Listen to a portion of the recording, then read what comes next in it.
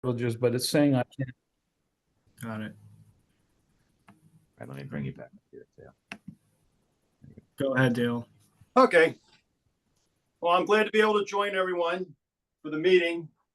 I've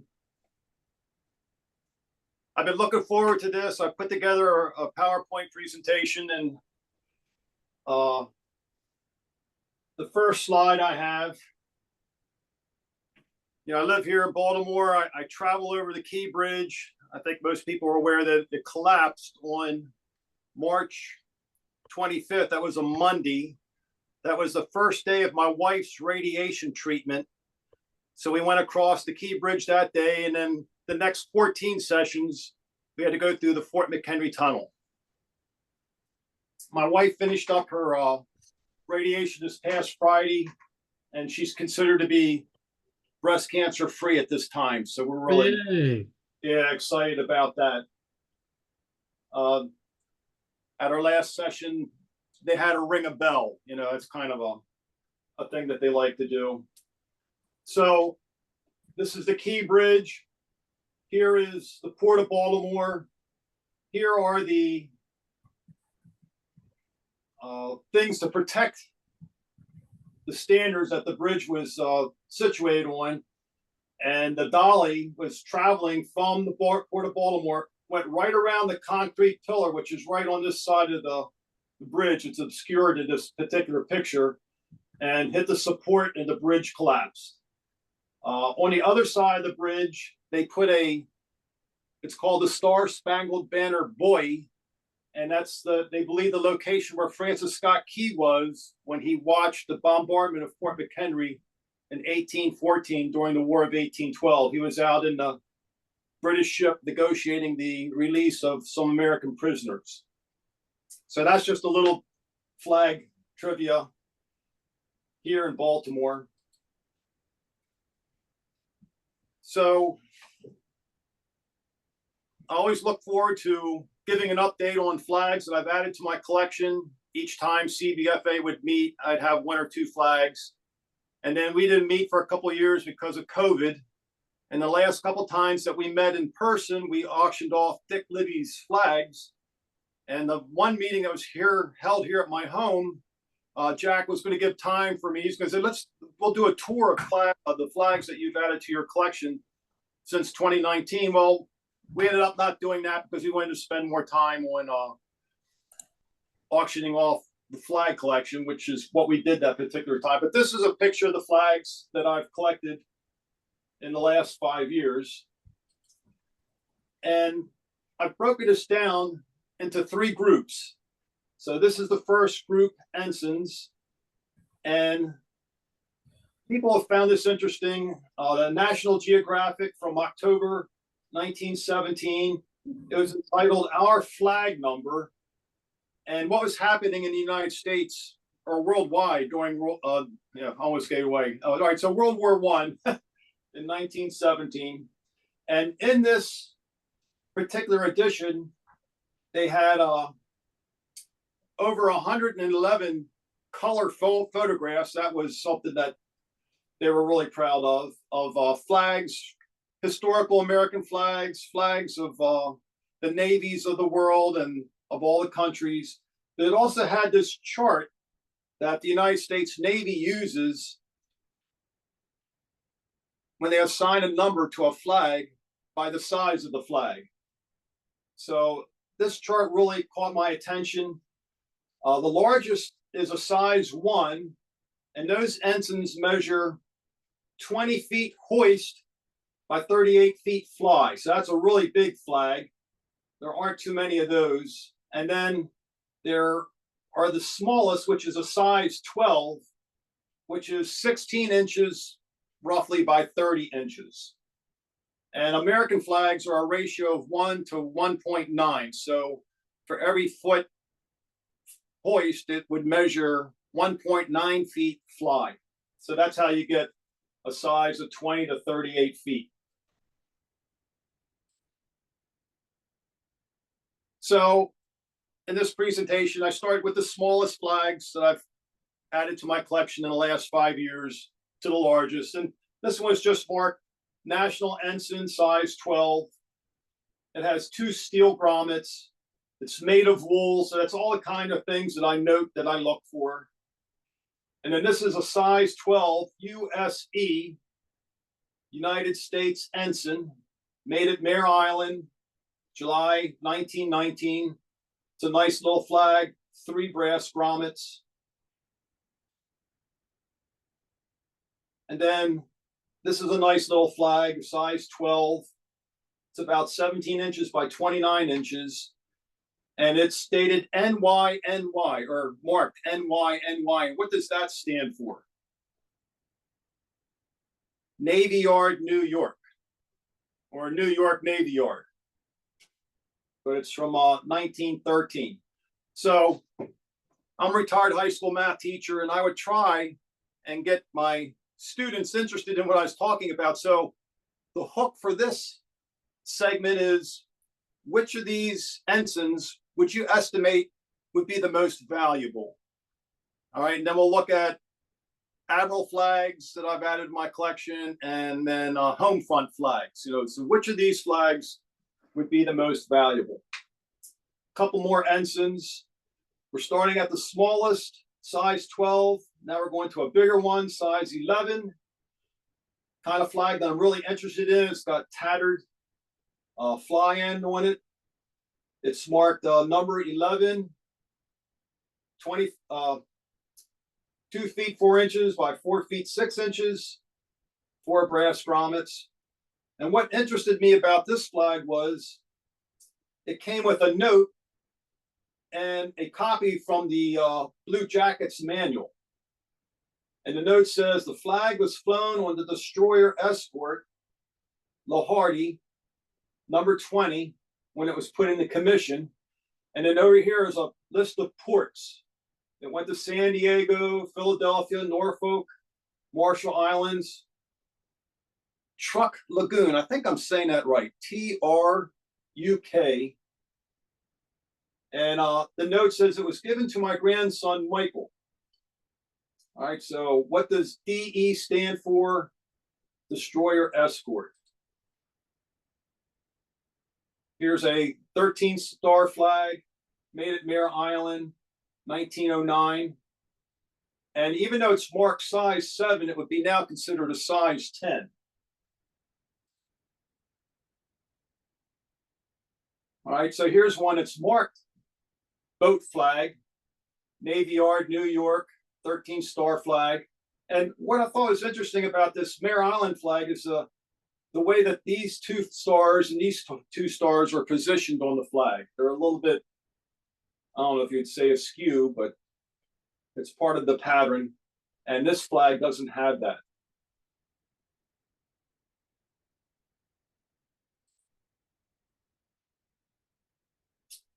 So here's a flag. It doesn't have a number 10 on it, but it has a number 10 size. And I don't know what the W.R. Stewart Rebellion, that's what's handwritten on this flag, is. I've done some research on it. I tried looking up W.R. Stewart. I tried looking up Stewart Rebellion. So 1913.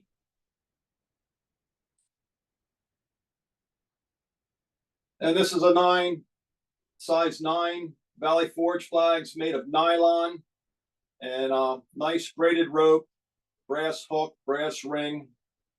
And so it'd be from the 50s. It'd be after World War II, 49 star flags. Here's a Mare Island flag. It's also from the U.S. Lahardy. It's a size 11, so it's bigger than the other one. And I got these flags from the sailor's grandson, and it's kind of a sad story, but it's true in a lot of situations. The man said no one in the family was interested in it, so he decided that he would sell them.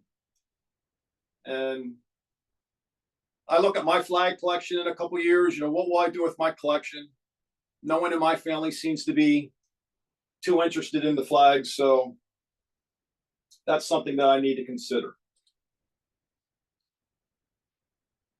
U.S. Ensign number 9, so we're getting a little bit bigger, marked as having been made in San Diego, 1943. It has 4 brass grommets, but this is an all cotton flag. I guess with material shortage during World War II, this particular location was making their ensigns out of all cotton. The other ones that I've shown you so far were all made of wool, except for the one ensign made of nylon. Also, what came with this was 4 photographs. LST, what does that stand for? Landing Ship Tank. These photographs were taken in 1951. And then another, and this has another ship inside of it. You can see it right up there. Somehow they got it up in there. And I'm not sure what rank this man is.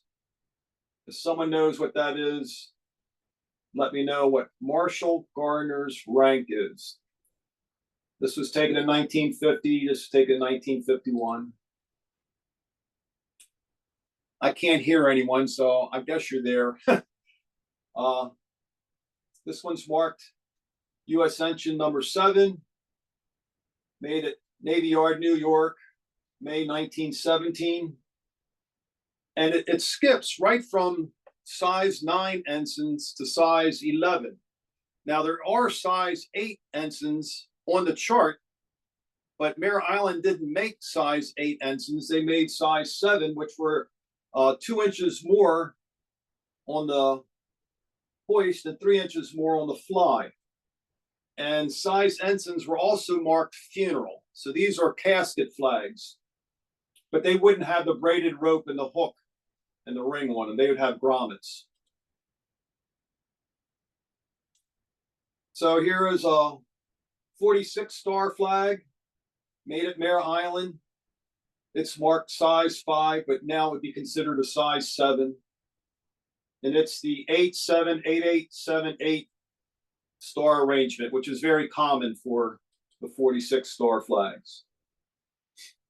Then here is a 45 star flag made at the Navy Yard in New York, and it's dated July 1900, and 878787 star pattern. And this was the biggest of the flags. This one is almost 9 feet by 17 feet. And it's marked February 1908. So, which of the flags of the ensigns, not being able to hear anyone, I'll just tell you, the 13 star flag was the most expensive. Why? I think because of its condition and its size. A flag can easily, that size, be framed or hung on a wall, whereas the other flags are just, would be too big, I would think. So a couple officer and signal flags. This is a signal flag that was made at Mare Island, and the label on the wrapper is this right here. And I have a couple other flags with this information, and I've been trying to put together, what the code is, what the pattern is. And it's code I, so it'd be a signal flag I, size 4. And is it really in there? I don't know. I never opened the wrapper. Here is a Commodore flag. It's got the markings. It was made after the war, shortly after the war, 1946. Mare Island stopped making ensigns because they were so plentiful in the supply chain that they were only making, I would say, special order flags. This is a nice flag, 20 inches by 46 inches. A fleet admiral. All right, so this would be like a boat flag or a launch flag because it's small, 22 inches by 32, 5 stars. and then it goes down, and the admiral is 4, vice admiral 3, rear admiral 2, and then a commodore with a swallowtail would be 1. And I don't have any Commodore flags made at Mare Island in my collection from World War II. I do have Commodore flags, but none of them are marked Mare Island. So I don't know if they had to special order those from another source or not. But that was a rank that they brought back during the war. This is a really nice Naval Reserve number 1, so it'd be the largest of this particular size. It is 5 feet 4 by 13.2, and it was made in 1947. Here is a Jewish worship pennant, still in the bag. The label is marked April 1986. This is what it would look like if I took it out of the bag. It's almost 12 feet long. So of the 4 flags I just showed you, if you were to guess which one would have the greatest value, it would be the Fleet Admiral. They are pretty rare. And then Hey Dale, I have a question. Oh yeah. What would be the purpose of the Jewish worship flag? Does that basically mean, hey, we're having services and don't disturb us, or what? Yes. Yeah, Okay. just like the it's called a church pennant. It would have a cross on it. The church pennant and the Jewish worship flags are the only flags that can be flown above an ensign when a religious service is taking place on ship. So on a Saturday, they would fly the Jewish worship pennant on ship. I think it has to be in port. And then on Sunday, they would fly the church pennant. That's interesting. Okay. I can enlarge on that just a bit. Oh, great. One of the tricky things about chaplains aboard ships is you only have one of them. So the chaplain on your ship might be Catholic, he might be Jewish, he might be Protestant, he might be Muslim. They didn't have Muslim chaplains until fairly recently, of course. So what usually the pennant indicates is what denomination the chaplain is, who's providing the service. Oh, okay. Yeah, I know. We don't have a Muslim. The Navy doesn't have a Muslim pennant yet, but they probably will soon. Yeah. All right, so the 13-star ensign and the 5-star Fleet Admiral flags are the 2 so far. And then the home front flags. Thank you, Peter. Victory Corps Agriculture Production. Little flag, 19 inches by 32 inches. And I saw a picture with all these, and this picture, this flag was one of them pictured, how during World War II, all these organizations had their own flag, but I haven't been able to find any more information about this particular flag. Isn't that a flag of Burma? No, it does look like it. Ah. Yeah, remarkably similar. Is that an ear of corn in the center? Yes. Or Oh, wow. wheat, Yeah. a gear, and 13 stars. Mhm. And then the War Production Board salvage flag. Makes me think of my father. He was born in 1933. So he was a child during World War II. He said the only president he ever knew was Franklin D. Roosevelt. And he participated in scrap drives, going around collecting metal, rubber tires, newspaper. And the community that he grew up in had a number of German prisoners, and the little boys would take them water during the day and talk to them, and the German prisoners would give them buttons and patches and stuff like that. And then at the end of the day, when they had to go back, they'd all stand there and mock them. So, stuff that little boys would do. So this is a nice, really good shape pennant, 71 inches long. Greer Steel Company, Anderson, Virginia. If you made your quota, you would be issued the flag. If you made it the second time, you get a star. Another time, you get another star. I have up to 4 stars. I've seen 5 and 6 stars, but they're out of my price range. They're very rare. You know, you had to earn the pennant very early in the war, 1942, and then, you know, every 6 months, if you made your quota, sometimes they didn't, then they would give you a star. So this one has, well, it was manufactured by the Philadelphia Quartermaster Depot. That's the label down here. Over here is where it says Greer Steel Company. And then it has the date of the awards. August 5th, 1944. August 5th is my birthday, so I thought, man, I really like to have this flag. And then it was presented on August 29th. Then they got their first star on February 10th.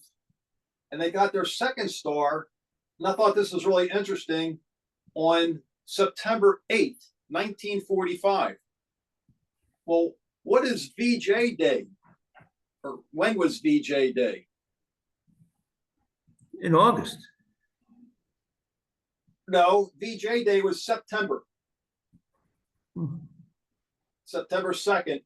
So they actually got their second star after the war had ended. What does the E mean? Efficient. Army Navy E flag. Made by the steel, presented to the Greer Steel Company.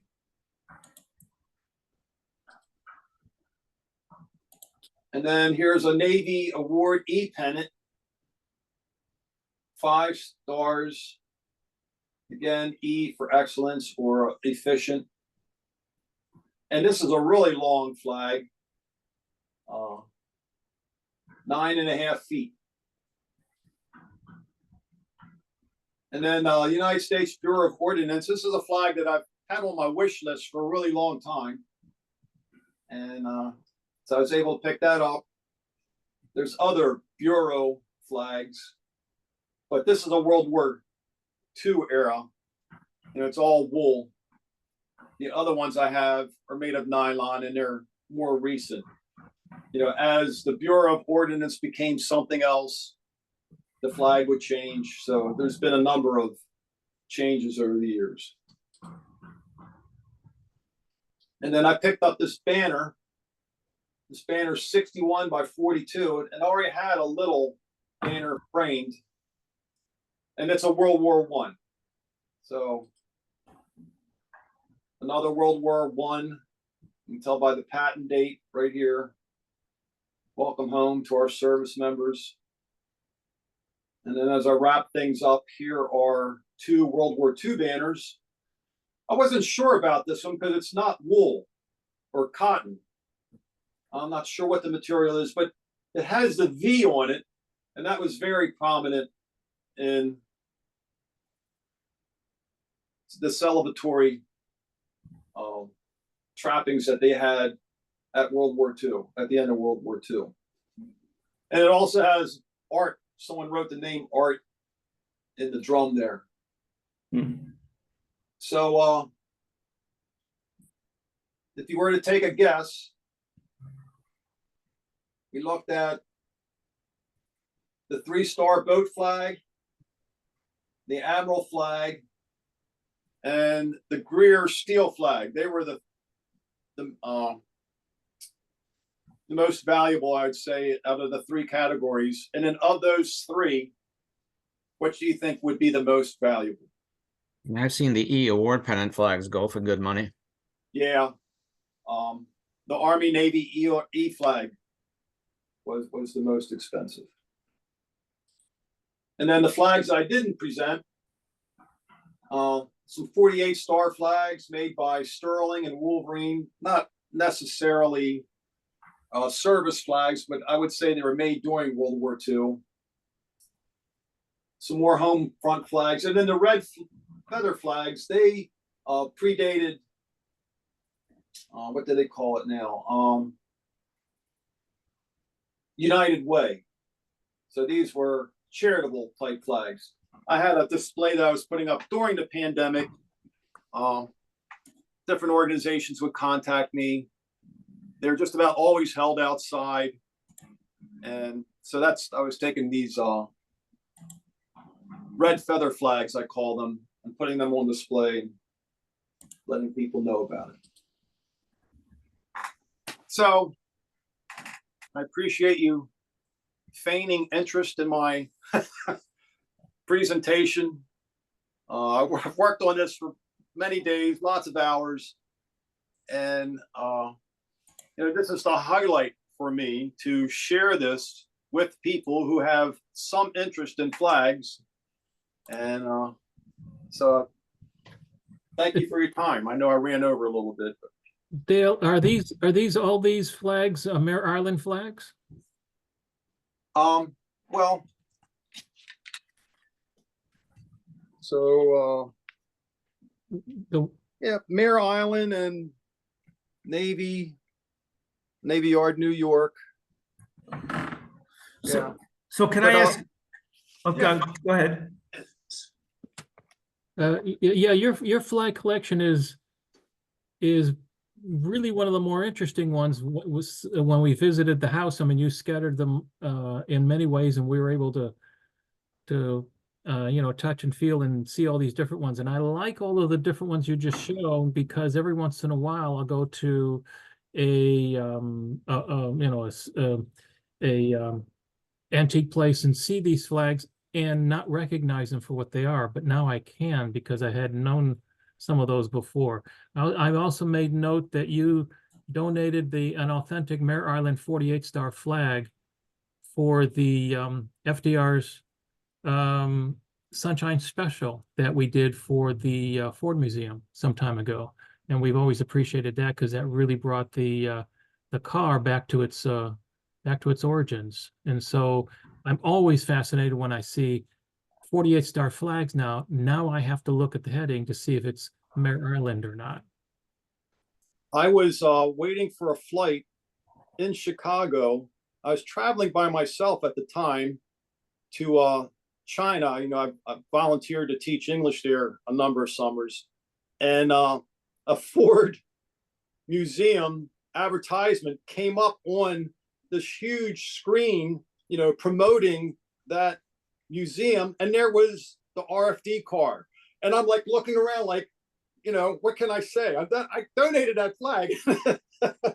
The photo of the FDR Sunshine Special is one of the most downloaded images from the Ford Museum now. Wow.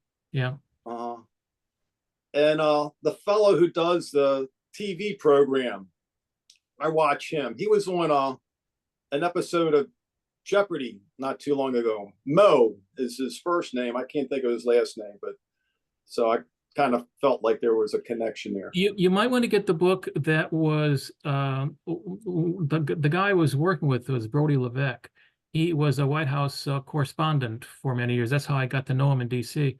Mm-hmm. He wrote the definitive book on the White House limousines, particularly the Sunshine Special that the Henry Ford Museum now sells, and it is it's one of the, he says, is one of the most one of the books that's bought more often from the Henry Ford these days. Mm-hmm. They sold about 1 million copies of it. You might want to get one. It has a picture of the car in it. Mm-hmm. But if anyone's interested in coming to my home and you just open up boxes and totes and look at flags, I would love to do that. So that's an open invite to anyone who would be interested in doing that. Is there like specials we can take with us maybe? As a matter of fact, no. It could have worked. It could have worked. Yeah. Dale, how do you feel like when obviously we know that the greatest generation, World War II generation, they're moving in age and everything, but do you find when you go and I know you've done talks down like at the mall and places like that, right? I mean, what kind of interest do you see? And do you ever, what's some stories maybe you have when things that surprised you, or somebody came up and told a story to you or something like that about, these flags that they may have experienced firsthand? Yeah, I've set up displays at the American Legion and at the mall in Washington, D.C. And 10 years ago, I took my dad and two World War II veterans with me, both Navy men, and all three of them have passed on now. And I set up, Daniel was with me, Brocon, and we, 5 men and all these flags and tents and, wooden frames for displaying the flags. And we were all in one van. I had stuff stacked on the roof of the van, but there was a high school group. I was telling them, I was showing them, because I have a Mare Island flag like the one that was first flown at Iwo Jima, and then the one that's in the famous photograph, which is a size 7 that was flown at Iwo Jima. My flags were made at Mare Island, and they're the same size. So that way the students could see how small the first flag was and how big the second flag was. And they took pictures, and it was a big deal. And then these World War II vets are walking by, and I have Admiral flags and Secretary of the Navy flags. And they're like, I've seen these flags flown on ships, but I never realized the detail and the time and the quality of the material and everything. So I found that to be really rewarding, that, they appreciated it. Yeah. Well, we appreciate it too. Yeah. And sorry for cutting the line on the hand raising there. So sorry, Al, sorry, Nick, I didn't see your hands up there. Yeah, I don't want my flags sitting in totes. I want to take them out and display them. On Flag Day this year at a local museum, Martin's, where they made the one of the bombers, I'm going to be setting up a flag display, and it's kind of home front related and 80th anniversary of D-Day related. So I'm looking forward to setting up that display on a Friday and then not being there for the 2 days, Saturday and Sunday, when the event takes place, because I have other commitments, and then taking it down afterwards. But I like my blood chip display. I put that on display there, the display that I had set up in Philadelphia back in October. So Al, you had your hand up first. Yes, thank you. So when we say that flags were made at Mare Island or made at the Navy Yard, were they made by people actually enlisted in the Navy, or were they made by some private independent contractor who was operating a factory that happened to be on those properties, or were they made by government civilian employees in a factory operated by the government? Yes, government civilian employees. And I have a presentation. It's called Tattered Treasures. It's on the NAVA website from 2011. And it has a lot of detail about the yards and tons and gross of grommets and material and thread. And they interview the women. Originally, they were widows, from what I understand, at Mare Island, whose husbands had served in the Spanish-American War. And it was called the sail loft because they not only made ensigns and signal flags, but they also made sail. And then as that went away, then they focused mostly on signal flags. But yeah, that's a good question. And the same as the Navy Yard, New York. You can find photographs of, women from the turn of the century, and you can picture them with their white tops on and their dark skirts sitting at these sewing machines, just cranking out any kind of flag that they wanted. And there's also, this is the National Geographic that I was referring to. In here is a photograph of you know, how they made special flags like courtesy ensigns. I believe that's what's being laid out here on the floor. And so, yeah, it's a good question. May I interject one thing? I'm going to say goodbye to everybody. I'm going to be leaving at 1:30, so I'll just be leaving. It's so good to see you all, but I have a conflict. I must be someplace at 2, so I'll see you next time. Hey Dale, I just wanted to let you know, because of one of the flags you had displayed, and I know you used to do the eBay thing. If not, still, I sent you a link to a listing for a flag that might interest you. Oh boy! It's in the direct chat. All right. Yeah. And Dale, that red flag with the blue canton, that was the flag of Burma, Myanmar from 1974 to 2010. So Google that. Really? And, yeah, Google that, and I think you'll be amazed that that is the communist Burma flag before they shipped it over to Myanmar. Well, got it right here.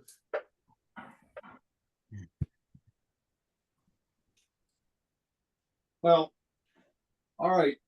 Then I don't know what in the listing where I bought it from showed a picture of it with that caption, but thank you, Nick. I will do more research on that. Okay, very good.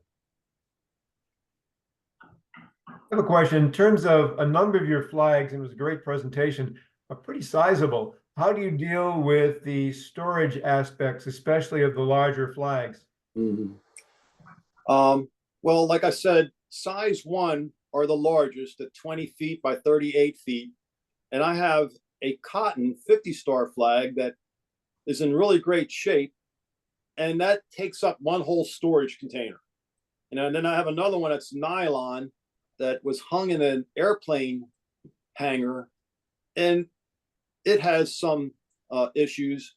But because nylon's so much thinner, it doesn't take up as much space in the tote. So I'm able to store the flag in there. You know, people tell me you need to roll your flags up. If you fold them, that will leave creases and it will break the fibers over time and stuff like that. But I know that, but I have so many flags in my collection that I, to save space,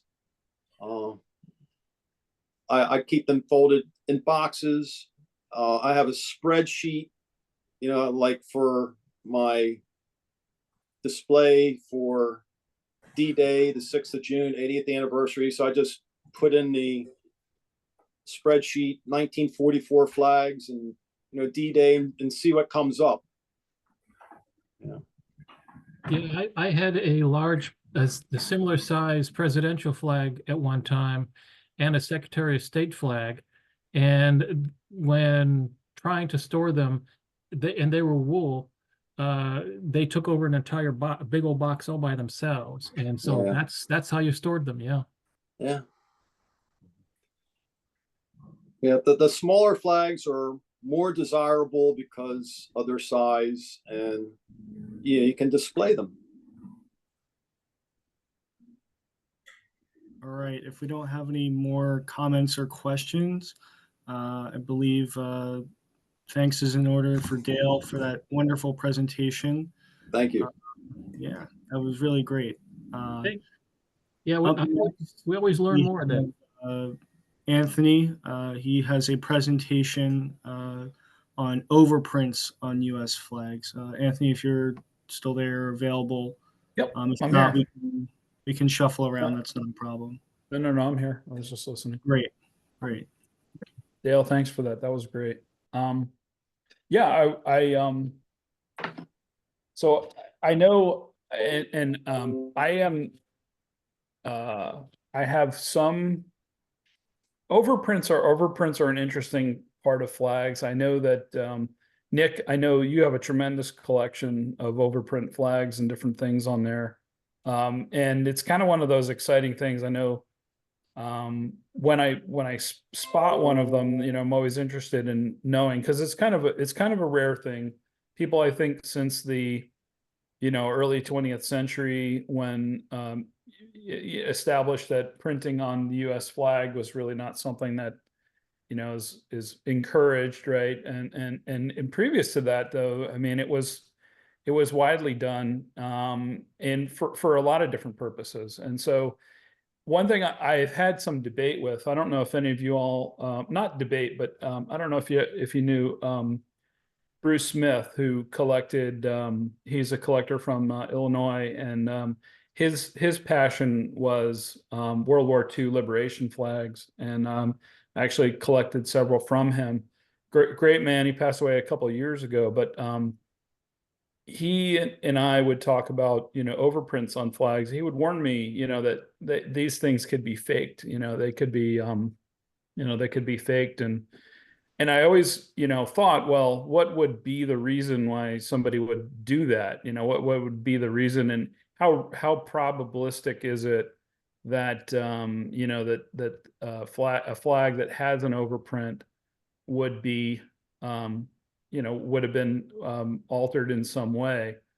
And so I always try and look, for evidence on there. And I'm going to share my screen real quick and just show you some of the overprints here and talk about what my assessment is on the overprints and maybe some evidence for, their authenticity when it's easy to call such a thing into question. So let me share. Sorry. And some of these may have been flags that you've seen before. I'm going to actually just do the presentation off of the Rare Flags website. And if you haven't been to the site before, this is my website where I have my flag collection, and put writing into here explaining what some of these flags are, so other people could learn.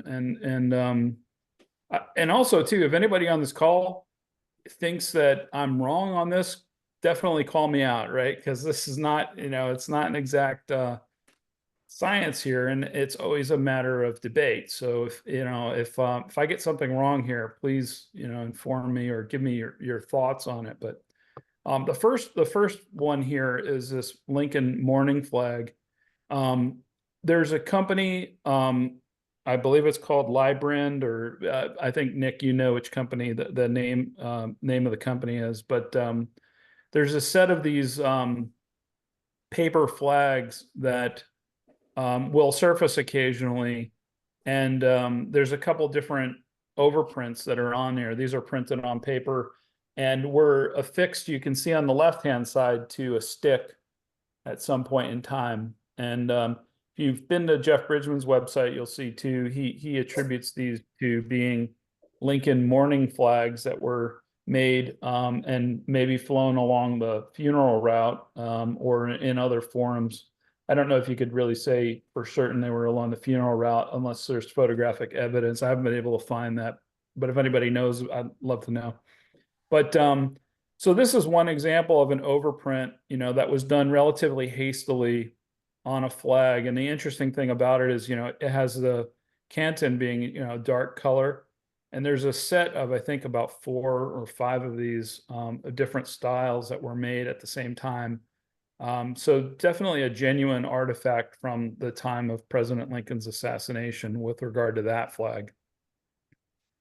The next flag with writing on it is this flag I wanted to mention. Clearly handwritten writing on flags is something that people have done, for many years in order to commemorate an event. A lot of times you'll find flags that were written on to commemorate a 4th of July event or some other significant, patriotic, maybe an election or a campaign speech or those kinds of things. And Richard Pierce had a number of those kinds of flags with handwriting on it in his collection.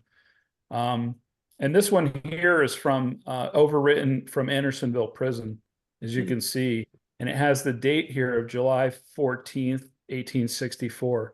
There's a write-up underneath this flag with a bigger description, but this unit went through a terrible ordeal. Private Courtney died in Andersonville.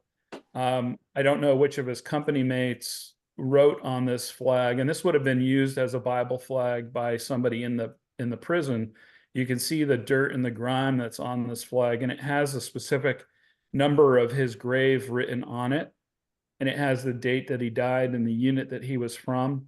And so I really, you know, question it. I have no question in my mind about the authenticity of this flag and the fact that it likely was in Andersonville prison when that was written on that flag in the summer of 1864, which is a horrible summer. If you read the article on the Rare Flag site, it describes there's quotes I put in there of the, you know, the agony that the people in that facility were experiencing that summer, and many of them did die. This flag is another that I've seen occasional examples of, and this is an overprint from the Martin Luther King I Have a Dream speech parade. There are photographs. Let me see if, and this has a great presentation to it with the I March for Freedom, and let's see if I can find. Sorry, yeah. Let me.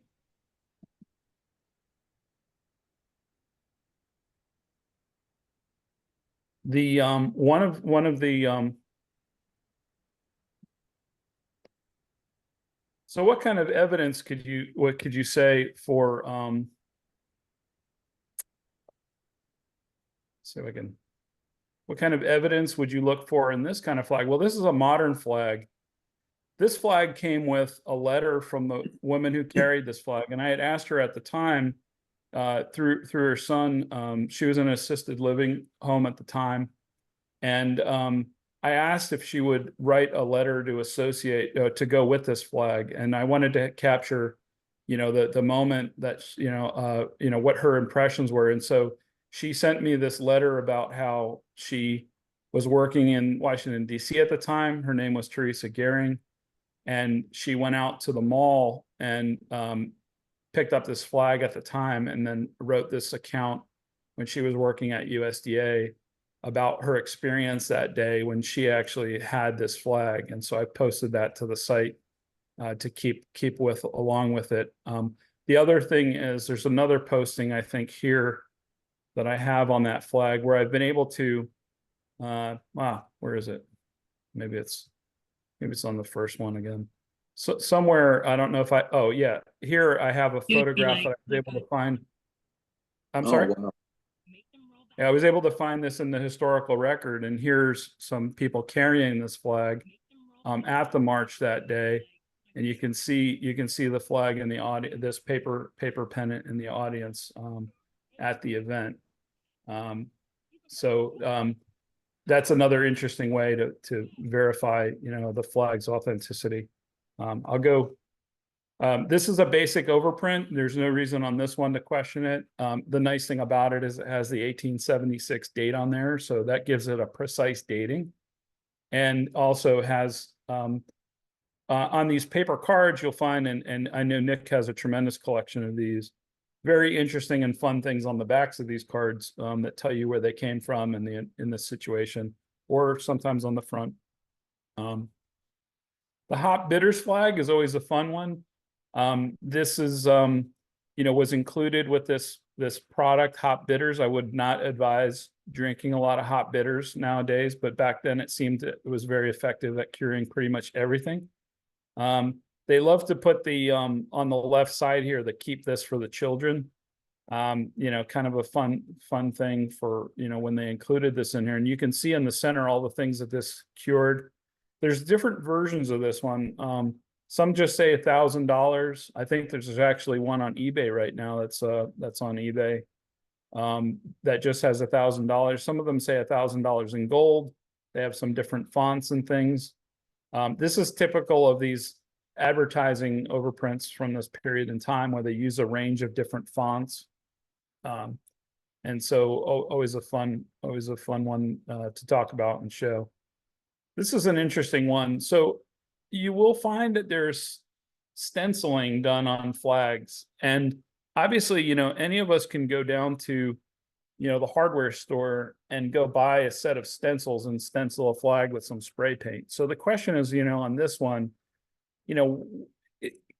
are these stenciled flags fakes? Or are they genuine flags from the period? And that was one of the debates that I had with Bruce years ago, was like, he had known that I think he felt that some of their overprints, and I don't remember which ones they were modern overprints that were made to look like 1940s or 1950s overprints of a couple different types. There's one out there for Harley Davidson, and there's one out there for a fishing reel company. I have that flag somewhere, and so we were talking about that.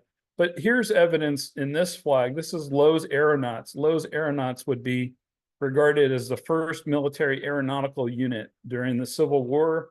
Thaddeus Lowe established the Aeronauts. This is a picture on the right of a balloon going up, and they would put these balloons up and use it for intelligence purposes during the war.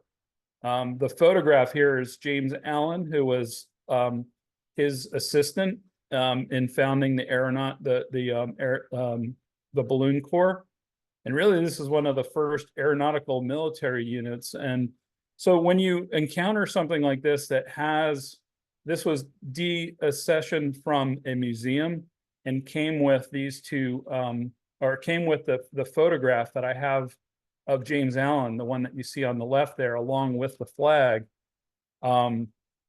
It's great evidence that this is in fact a genuine flag, and that the overprint was done at that time in 1913. That also gives a good date estimate, and this is again 1913, at a time where that 48 star flag is relatively new, but a genuine overprint that was done for the reunion of that organization.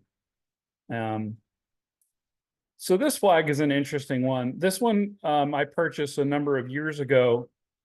And if you talk about one that could be open for debate, this is a very famous unit. It's Roosevelt's Rough Riders. If you were going to overprint something on a flag, Lowe's Aeronauts, probably not one that, you'd spend your time going to a hardware store and getting the stenciling and laying it all out and doing the stenciling. But this is on a relatively large 45 star flag that is of the period. And here we have very carefully stenciled lettering for the veterans of the 1st U.S. Volunteer Cavalry, Roosevelt's Rough Riders. And the Rough Riders continued to meet for a number of years after their for reunions. Their reunions are well documented and written. So first, from the perspective of, did they have reunions and would they have had flags like this? Certainly they would. We can see, obviously, from this point in time, that stenciling was a way that they would mark these flags for these types of reunions. But another thing that's interesting, evidence-wise, on this flag that I find compelling is that I have the 1st U.S. Vol Cav written on there. And that's a very distinct way of representing that, with the punctuation and that you see, and the way that it's abbreviated. It's also very carefully stenciled. It has 2 different sizes of text on the flag, where if somebody was trying to make a fake, the question is, would they have carefully aligned it? Would they have aligned all of the text directly in the center like this? Would they have centered everything very well? And if you look, for example, this is a medal from the reunion, and you notice the exact same type of punctuation used to represent the unit. And this is what you see on ephemera and on items related specifically to the 1st U.S. Volunteer Cav.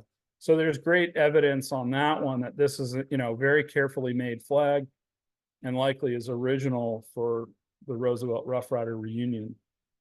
Here's another stenciled flag, and there was actually one that came up for bid similar to this with 3 small buffalo a couple weeks ago, with the same Camp 30 over it, which was very interesting to see, and is another point of evidence, right, in the authenticity of these flags. This one came from the family of William H. Kelly, who was a member of Camp 30, and a lot of information from the family about the unit. And this was a Buffalo Soldier reunion flag. It was for the 10th U.S. Cavalry, Buffalo Soldiers, that operated in the American Southwest, and had a reunion. And I believe I was able to find some dates for when they had their reunion, but their camp was organized in 1929. So that puts the date of this flag sometime in the 1930s, likely, or thereabouts. And then this is another overprint. This is an interesting flag in that, again, the 506 Parachute Infantry Regiment is a member of the 101st Airborne Division. That 2nd Battalion of the 506 was the unit that was highlighted in Band of Brothers, in the famous book and movie Band of Brothers. And this one came from an estate in Bergen County, New Jersey, of a member of the 506, that the person who had acquired that estate and these items also had their military uniform from the soldier. He had lost, unfortunately, some of the documentation to it, but what he did send was some photos that he took of the uniform. And you can see here the evidence, see the number 506 with a very distinctive curve on the 5 and the 6, the font basically of the unit insignia that's on there.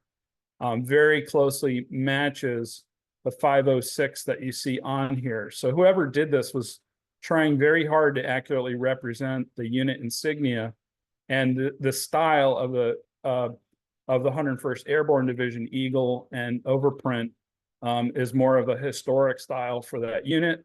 So that, coupled with the fact that it came along with it, is great evidence that this is an authentic reunion flag and overprint.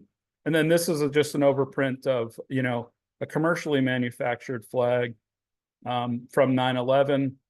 I picked up. Sometimes you can still find these available. It has a specific patent number with it, which is really interesting in the way it's created, and in the presentation of what's on the canton of the flag.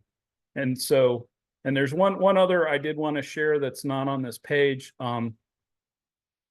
as an overprint to show stenciling on overprints that goes back historically.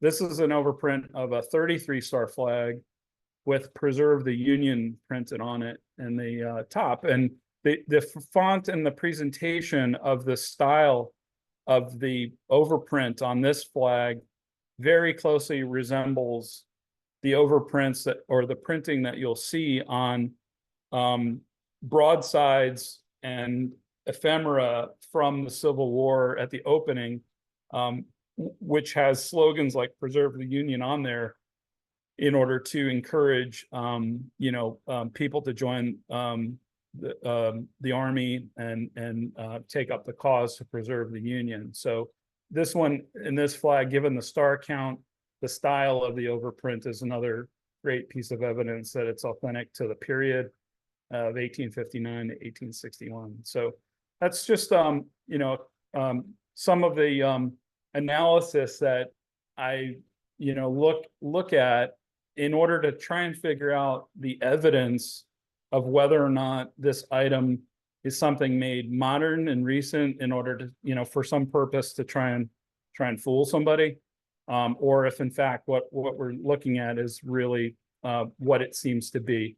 And I always try and err on the side of, the chances are that somebody's making something like this that's not a high dollar item, not to fake things. Why would you make a 506 overprint flag? You're not, what do you expect to get out of doing that? What's the purpose for doing that? So, when you look at the age of these items and everything, and you look at, the evidence in total, then it allows you also to make some, assumptions on it. And nothing's ever a sure thing, but that's just some of the thought process I go through when looking at these flags. So that's all I have, if there's questions. I think one thing that'd be a good guide as well is just the natural sense of aging and wear. If you see some stenciling that is a little bit dull in terms of appearance, rubbing, etc., that may show natural and honest wear. If something is really bright and sort of jumps out, that would be another reason to take a closer look. I would think it's just sort of a natural fabric wear in general. Yeah, that's a great point. I mean, there's a lot of ways to look at the evidence, and looking at that, and how fresh is it is another indicator. So that's a great point. I'm not going to Here's call one. him Nick. He's going to tell me they're all fake, right? No, I'm just kidding. Here's my fake one. I think you can see Lincoln and Union. The flag itself is definitely late 1800s, late 19th century. So possibly Civil War period, more likely a little bit later. But about 20 years ago, a number of these appeared on the market. Now, I got this one, I think, off of eBay for about the price of the undefaced flag itself. But clearly the rubber stamping is suspect on this one. And the other examples that came up had similar slogans, but none of them are identical, except that they were poorly stamped like this. So someone got a roll or got a dozen of these 13-star flags and tried to increase the value by making these spurious slogans on them. Well, when you say increased value, by how much of a difference would it be? Well, a Abraham Lincoln campaign flag is $10,000 and up, as opposed to a $100 13-star flag like I showed. Okay. Yeah, I think, Nick, that's a great point too, in that, like I was mentioning about the monetary aspects of it. Clearly the Lincoln ephemera is very sought after in the market. So there's a purpose to try and reproduce that. The Lowe's Aeronauts balloon reunion is probably not, a hit with many people to say, hey, let me go and fake this flag and, do something with it. So that's also probably another weight that goes into how careful you have to be when judging authenticity. So it's great, interesting point. Right. Anthony, John? when you Jack? buy items from eBay, do they come with no provenance at all? Or sometimes do they have provenance of these items? Sometimes they do. Many of these were ones that I purchased not through eBay, but through people that contact me through the website, maybe, or through other auction sites that maybe have shown up. But they sometimes do, but often they don't, Jack. I mean, they'll be put out there. Usually, if they were encountered in a yard sale or some kind of estate auction, and somebody picked it up and put it out on eBay. But I always try and ask, the seller for more information when I can. That's how I knew, for example, it was several years from the time when the person bought that 506 infantry flag that they had sold off most of the other items, and they had that flag laying around. And so he couldn't remember exactly which veteran it was that had it, but he knew it was from Bergen County. He got it in an estate sale. He had sold the uniform and the pins and things, thinking that was the most valuable of what was in there, and then just kind of listed that flag. But he still had pictures of all the things he bought at the same time with that set of things. And that was where I was able to find on the lapel, I have the full picture of the uniform, but on the lapel, the similarity of the writing and everything. So that's another part of where you have to pull evidence from them sometimes and ask the questions rather than just, taking the item. You only have one chance to do that, and that might be when you pick up that flag, because you'll never see that person again and hear from them again. So I always try and do that. John? Yeah. Oh, which one? You go ahead. Oh, sorry. We're two Johns. You were before me. Go ahead. I think with the 506 flag, like especially like, if you get it in the 90s, well, that's before the miniseries. Miniseries comes out in 2001, but the book is out. The book came out in 1991. This is a famous unit. It's so famous they wrote a book about it. Ambrose Burnside wrote a book about it. Stephen Eve Ambrose. Ambrose Burnside did not write that book. He was long dead by then. I I think for me, like I think that's the coolest one you have, but it's also like, it's like very, very famous. You know, that would be a very famous unit. And in theory, someone would want to counterfeit that one. If it was like the 504th or something like that, you know, a unit nobody cared about. Yeah, I Very agree. And I think on that one, what's interesting is because it came with an estate with the uniform and all the pins that, you know, came out of that. You know, that would be, but I do agree. I mean, that could be one that could be modern. And you see those small 48 star flags that you can acquire relatively inexpensively on any day of the week on eBay, right? The 33 star flag with the Civil War overprint, the flag itself is very rare. So, you know, the chances of somebody then, you know, I guess somebody could add stenciling to a very rare flag and make it even more interesting. But you know, the 48 later period printed ones that were mass produced in the 20th century are easy to acquire and then modify. Some of the question would be like, I didn't realize at the time, I thought it was an interesting flag, but I hadn't put together the fact that that was that, in fact, that unit. It was only when I started doing the research on the 506 that I realized that this was the unit, because it doesn't mention Easy Company or anything on there, right? Yeah. The company was what was written about in a very specific, a subordinate unit of the 506, and yet the flag, I would think if somebody were going to fake it with the purpose of would have mentioned that and not had somebody extrapolate that we're really talking about, you know, the regiment rather than a particular company down an Easy Company being represented there, right? And so, you know, that also may be another weight into the fact that it's a genuine one because of the unit designator. Those cross rifles are officers' cross rifles. So if you could, you know, you're talking about how many officers served in the war, assuming that those are connected in some way, assuming that it was officer stuff. I mean, you might be able to key this down to 50 or fewer people, you know. Yeah, to trace it back to I think the cross rifles, if they are together, you know, do you have the rifles or you just only have the picture of that? I only have the pictures. I have pictures of the rifles and the hat and several other things that came out of the same estate. Yeah. Yeah. But I was able to zoom in. I think that serif on the 5, I think is they match. They obviously match. Yeah, I think you're right about that. Yeah. John Edmund, you had a question? Yeah, I was just gonna make a comment, and this is for Jack's comment about eBay, whether there's provenance or not. It really comes down to the person who's selling and what they were able to pull together. And that's the same whether it's eBay, an antique show, etc. It's in the own best interest of the seller if they can legitimately be able to really nail down the documentation. I've got some items right now on eBay, came out of the Colin Powell estate, and that was through an auction house. That auction was featured in the main Antiques Digest, so the provenance is rock solid. And on eBay, I basically guarantee that it came from the family through the auction house and to me to put it out.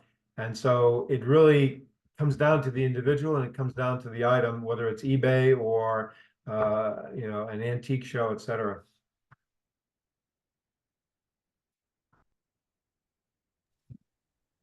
Dale? Yeah, great point, John.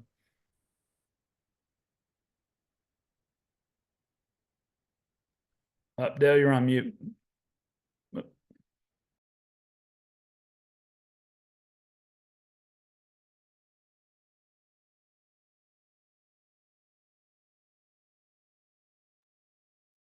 How's that? All right, I can hear you there. Okay. The 9/11 flag overprint that you showed, there's 2 other versions, one that have all the firefighters' names who perished that day listed on it, and then I think it was the 3,000 victims. You know, I hung a flag in my classroom each week for years, and every September I'd put those 2 flags up, and that flag, it scared my students. They were mostly young on 9/11 when that took place, and that was not good memories for them. But I would talk to them about items that their family might have that they should write down the background on.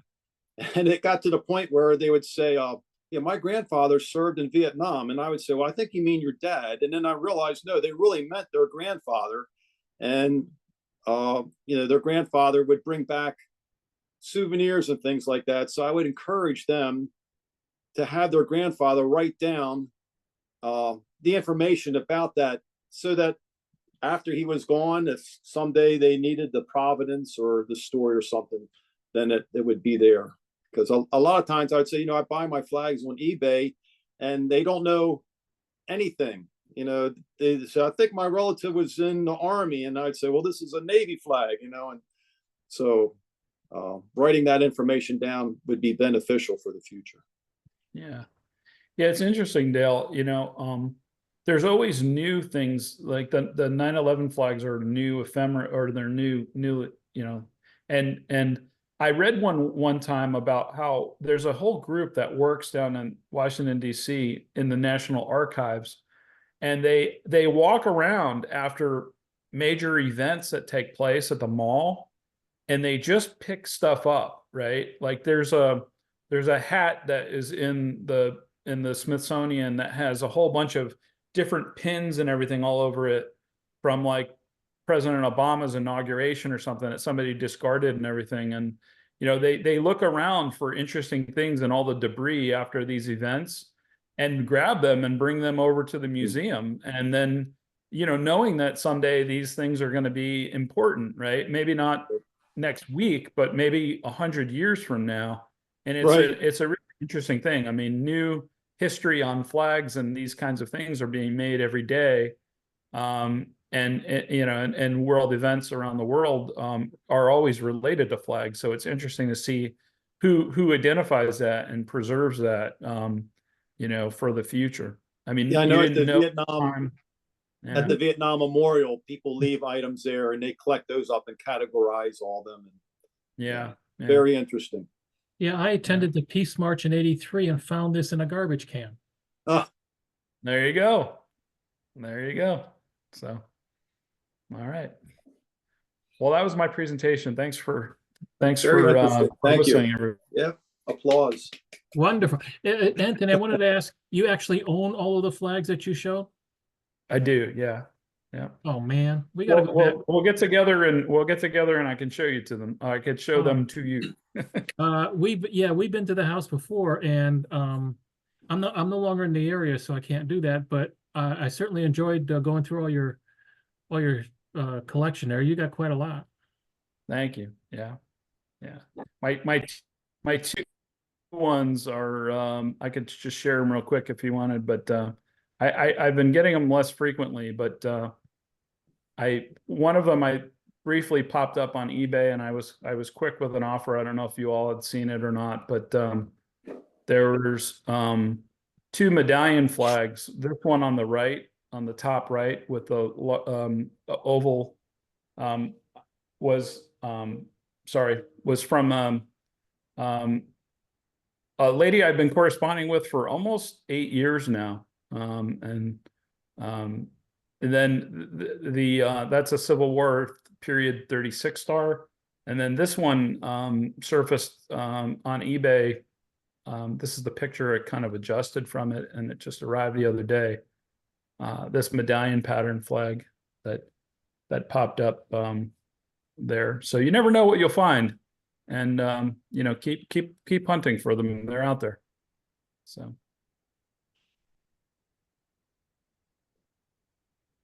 We got to hang out with you more often, Anthony. Sounds good. Thank you very much for that for that wonderful presentation.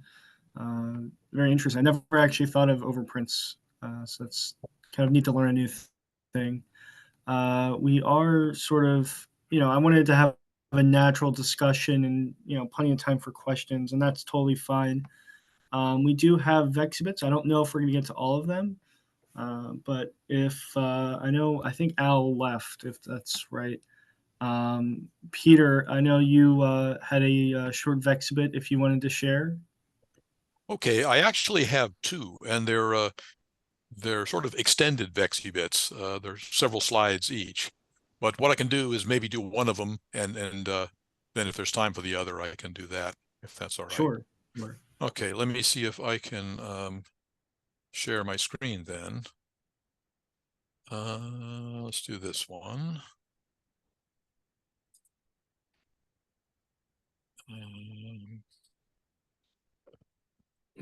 Okay. Go away. I know I'm sharing my screen. Go away. Here we go. Okay.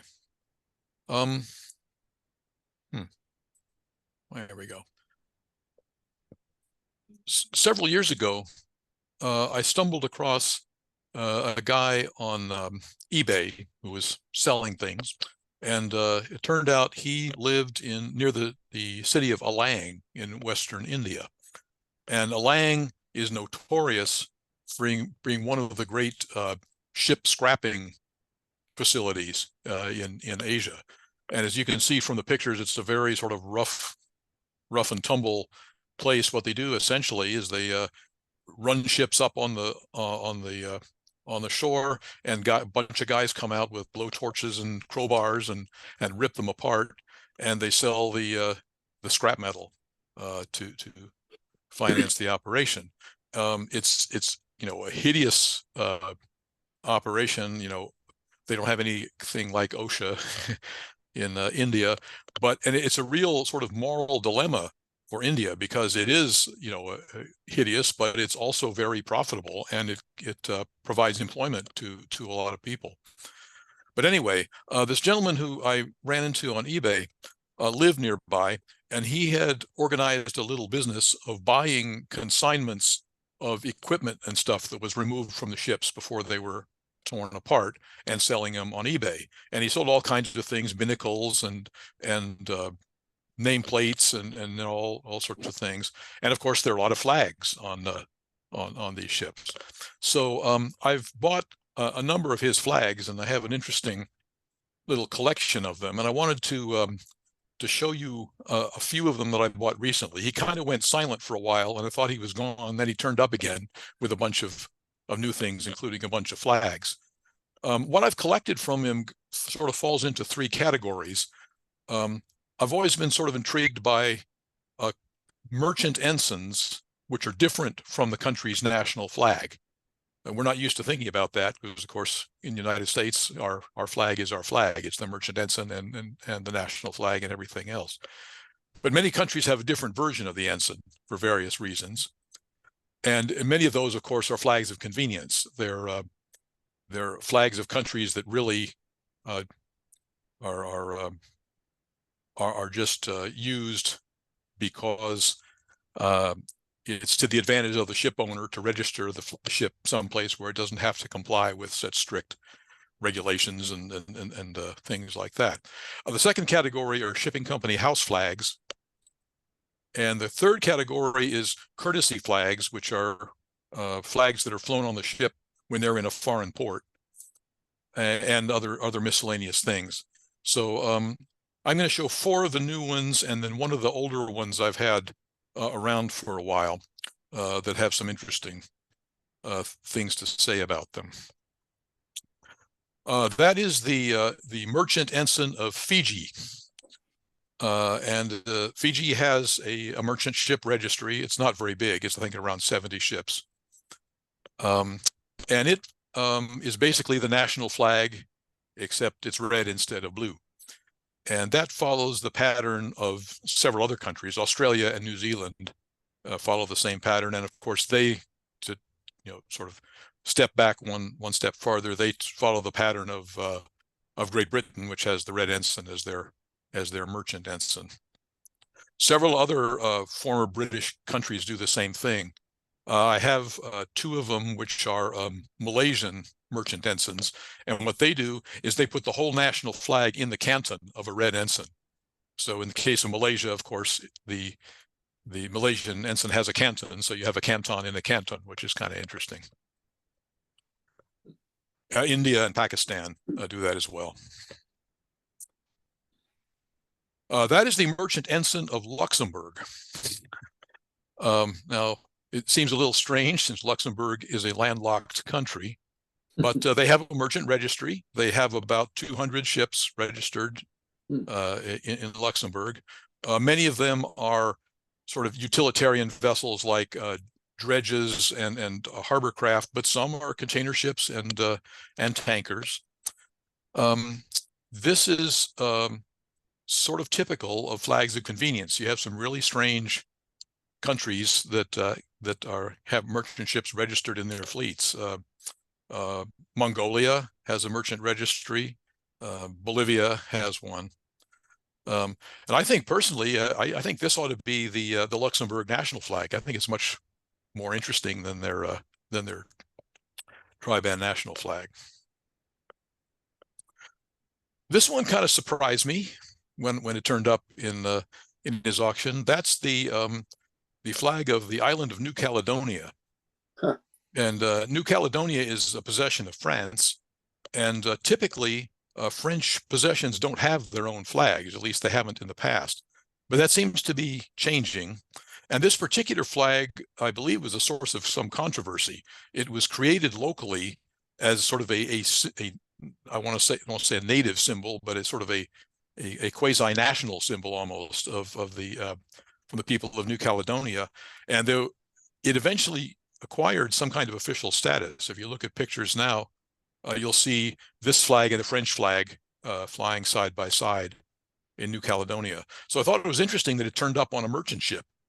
And I can only assume that they were using it as a courtesy flag when they're visiting New Caledonia, which is interesting because they're sort of making a political statement by doing that about the not, if not sovereignty, at least the autonomy of the island. Interesting flag too. New Caledonia makes me think of McHale's Navy. Yep, that's right. That's what New Caledonia is famous for. It was the operating base for the U.S. fleet during the Guadalcanal campaign. Mm. And this one kind of took me by surprise too. This is a historic flag of Crete. And it, like the one in New Caledonia, it has some political baggage with it. Crete, as you may know, went through a whole series of sort of autonomous political existence. It was originally part of the Ottoman Empire, and then the Western powers sort of created a quasi-independent protectorate, and then eventually Crete became part of Greece. And for a while, this flag was sort of a local symbol of their dislike of being part of Greece. But I guess that's eased over the years. So same thing here as the one in New Caledonia. It's sort of surprising to see this on a ship. And this particular one, you can't see it in the photo, but it has Crete written on the hoist. So that's definitely what it was there for. So a historic flag that apparently is now come into use as a courtesy flag for ships visiting Crete or something. I don't know what the story is with that. So those are the four I purchased recently, and I want to show you one more, which is a little bit interesting. When I was buying flags from this gentleman in India, I asked him in an email if he had any way of identifying what ships the flags came from, and he said no. Basically, what they do is they take all this stuff off the ships, they pile it up in a tri-wall somewhere, and then he buys them by lot, so he doesn't know. He can sometimes they'll have the name of the country whose flag it is on the flag itself, but otherwise he has no idea. This one was kind of interesting though. This was obviously a house flag of a merchant company of some sort, and it had that label on the flag, which gave me a website or an email address of the manufacturer, who was in Lisbon, Portugal. So I contacted them and got an answer back, and they told me that this was the house flag of a now defunct cruise ship company that operated, I believe, out of Australia. And with that bit of information, I could track down what ships that company operated and where they were and what happened to them. And I'm pretty sure that I've narrowed it down to one particular ship, which is this vessel right here, the Princess Daphne. And you can see the captions there. She was originally built as a refrigerated freighter ship and rebuilt as a cruise ship in the 70s. And she was scrapped at Alang in 2014. The picture at the lower left is a picture of her funnel, and you can see that same insignia on the funnel. And I think, I'm not sure, but I think that's that flag right there. I blew this up, and it gets fuzzy when you blow it up that much, but it looks like it. It's a blue flag with some sort of yellowish symbol. So I bet you that's that particular flag. And in the background is Belém Tower in Portugal, in Lisbon. Is that what that is? Yeah, that's a. My wife and I were in Lisbon years ago, and that is a very famous tower that's right along the river. So that absolutely stands out. Yep. And here's a sort of the sad picture of her run aground at Alang, and she'll soon have the guys swarm out and tear her apart. So that's that. I thought you all might find that interesting. I know I've brought some of these flags to our in-person meetings, and I have some new ones that I'll bring when we meet in person again. I was thinking about closing with a picture of the Singapore merchant ensigns, since Singapore merchant ships are in the news right now in Baltimore, since one of them hit the bridge. But I decided not to do that. It's hard to photograph because it's a really big flag. So thank you very much. Happy to answer questions if you'd like. That's great research, Peter. Yeah, that's great stuff there. I found it fascinating that they would have these type of flags fly. It never occurred to me that that's where you can get some of these. Yeah, it was sort of was sort of serendipity, and to see them, he's got hundreds of them on his site, and you have to page through them, and he's got lots of national flags, which are also, merchant ensigns, so there's really no interest there. He's got signal flags and other odds and ends. He's also he mixes in some flags that apparently have something to do with NASCAR, and I don't know I don't know where those came from at all. Yeah, Peter, could you share the site? I'd be so curious to poke through. They're so interesting. I'll see if I can find his name in the chat. Yeah, he has lots of other things besides flags. As I said, he has all sorts of ships equipment. He's got sextants and binnacles and binoculars and all that sort of thing. Cool, very neat. If maybe you can send it to CBFA mail, and then Joseph can send it around. If you don't find it right now. Yeah, I can do that. Okay. So if there are any questions or anything, I think if we could just do one more. I know we're getting pretty close to 2 o'clock now, but if we could just have like one more Vexibit, if that's all right with everyone, and then I think if Anthony or Charlie have any updates on the in-person meetings, and then we'll conclude from there. Is that all right with everyone? Yeah. All right. I know. So I have Charlie down as having a Vexibit.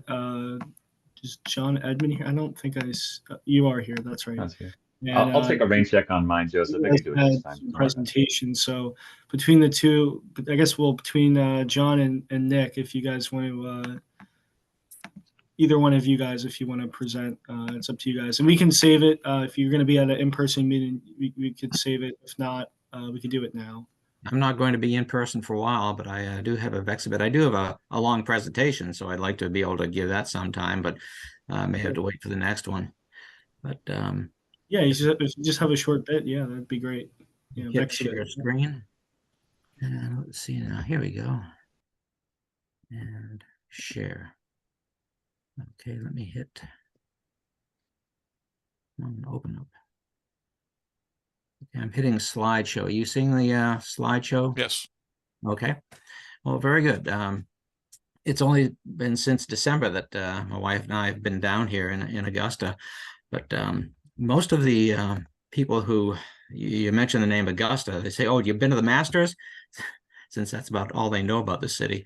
And indeed, we did go on Monday. There was the first day of the practice rounds.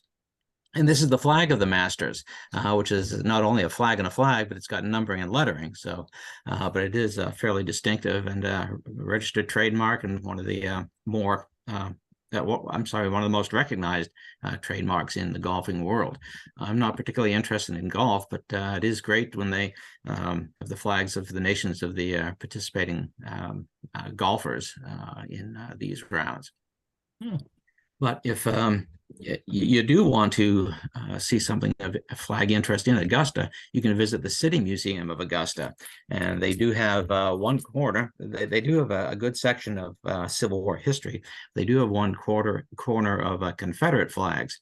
And I'll go through each of those briefly. The first one, this battle flag, is the Cavalry Battalion of the Cobb's Legion. And this flag was made by the Richmond Depot in the CSA, and it's the third bunting type. It was first issued in the summer of 1863. The second one, it's the second national pattern, and that's a flag of the Augusta Arsenal, and it was flown during the last 2 years of the war. It was captured by Union troops in 1865, and it was returned to the city of Augusta by the state of Indiana in 1962 during the Civil War centennial. The third and fourth flags. The one on the left is the 5th Georgia Infantry Regiment battle flag, and it bears the words 5th GA Regiment and the battle honors for the battles of Santa Rosa, Murfreesboro, and Chickamauga. Now, the plaque says the regiment got the flag in January of 1863. That would have been pretty early because the white man's flag, or this second national flag, was adopted only in 1863. But it was captured by Union forces in November of 1864. The flag on the right is just a secession flag, and it was carried there by, I believe, the governor of Georgia when the state of Georgia took over the federal arsenal in Augusta in January of 1863. Now, there's another interesting museum not far away in Washington, Georgia. It's the Washington Willis Museum, and they have a few flags on display. The first one is the battle flag of Northern Virginia, but made by the women of Washington, Georgia, and was sent to the Irvin Artillery and used during the war. The one on the right is a banner, a handmade banner of the United Confederate Veterans, and used by those veterans in the town of Washington, Georgia. The next flag they have on display is just a small second national flag given to one of the soldiers from the town of Washington. And then the third major site of vexillological interest in Augusta, or in the Augusta area, is the Artimovitch Vexillological Library. And any of you traveling down to the Augusta area or an I-20 are welcome to visit us here in Evans, Georgia. And you can take a look at my books on flags. Here's that 13-star flag I mentioned, 1830s example. Grace Cooper saw that and said that it was a fairly early example of a 13-star flag with an unusual 5-3-5 pattern. Another group of flags, well, I have a couple of montages of flags. The ones on the the left are all printed on cotton muslin and range from 29 stars, 36 stars, 38 stars, and 44 stars. The small grouping on the right, a number of miniature flags, including some with overprinting, including from 1895, the March for Sound Money. I think that'd be a William McKinley flag. A couple of other tiny ones, McKinley and Prosperity, and then that neat pattern with the large star in the center on the right is actually a 34-star flag, small but Civil War period. So, and that's all I have. That's great, Nick. Can you go? what was the Union flag at the top there in the museum? The Oh. second slide that you had. Oh, Bring that up one more time. See, now we're talking about this display.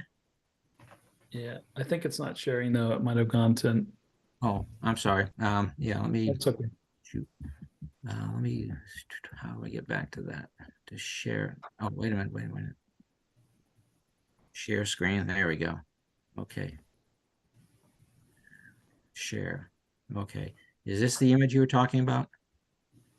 The one all the way up at the top. I think the second museum photo that you had there. Oh, okay. All right. Let's see. Right. Yeah, or right below the Masters one. Okay, there we go. Yeah, we had there were two first I see. national flags, and then one Army of Northern Virginia flag. I see. Okay. Yeah. Okay. Yep. Very good. Let me. I wasn't aware that the Masters was sort of the Olympics of golf. I didn't know it was international. Well, it is fairly important. Their logo is kind of strange. That location of the pin, I think, was somewhere in Middle Tennessee, even though you're supposed to believe it's somewhere in Georgia. But yes, there are golfers from around the world. In fact, last year's winner was from Spain, John Rahm. Oh. So. I remember Augusta fondly. When I was at Fort Gordon, we would wake up to the farm report. Potatoes are going for 86 a pound. And this morning we had peas going for, and the pork bellies are. That was great fun. I only have a couple of minutes and I've got one flag. If we could wedge it in, or is it too late? I'd like to see it. Yeah. Okay. What I've got is an interesting backstory. This came from a Marine Korean War sending a flag to Dr. Clarence Runge. Through a letter, and then I'll show you the flag in a moment. Dear Dr. Runge, it's a pleasure for me to present to you for your unusual flag collection a flag of South Korea, which a youth named Kim gave me just outside the airfield at Kimpo. We had just made the invasion at Incheon. The youngster gave me this flag for a package of cigarettes. This was the letter that he sent to Clarence Runge. My guess is it went from Clarence Runge to the Heritage Flag Foundation. This was their document identifying the donor, the source, etc. Heritage Auction has had several auctions of the Clarence Runge collection. It's been, you probably folks know better than I do in terms of the magnitude of the collection. I was interested in this because my focus is essentially Rev War, Civil War, artifacts, etc. But there are times when a flag jumps out just because of the human interest story. So you've got a Korean flag given to probably a Marine in exchange for a pack of cigarettes. And it's rather badly folded, but this is that flag. So this is what was given by a young man, a youth named Kim, to a soldier at Incheon, at Kimpo Airfield for a pack of cigarettes. He then donates it to Dr. Runge, whose estate essentially was using the Heritage Foundation to basically, I went from this to the foundation that received his collection, and then from there, the collection was dispersed through Heritage Auction. And I got that last fall. And it was the Flag Heritage Foundation that received essentially the Clarence Runge flag grouping. And then ultimately they deaccessioned it, Heritage Auction put it out for sale. And that provenance and even a lot of different things is really important, because what a lot of folks are forgetting about collections is when I'm asked a number of times, why is that piece of paper worth so much? I says, it's not the piece of paper. It's not the thing. It's the story behind it. And it's the story that you're selling rather than the piece itself. Absolutely. And the fact that a pack of cigarettes wartime was kind of like monetary barter. And here's a kid that had a flag of his country. This is right after the invasion at Incheon, and he exchanges with a GI or a Marine for a pack of cigarettes. He gives the flag, and then it goes to a major collector, and from there onto a Flag Heritage Foundation. So you're absolutely right. It ties it all together. Otherwise, if this were at a show and it was a flag, it's like, okay, South Korea, 50, 60, 70 years old, no idea.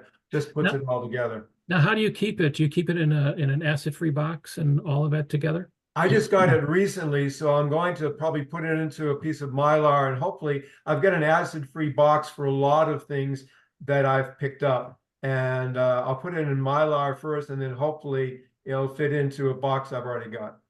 Good, yeah. When I wrote articles on antiques and collectibles, I always make sure folks understood that the acid-free environment is important, but also when you're framing things, is that you don't frame it and put it on an outside wall, because the temperature changes occur on the outside walls. You put it on an inside wall and not under direct light. So that's Right, exactly. and that looks rather faded already.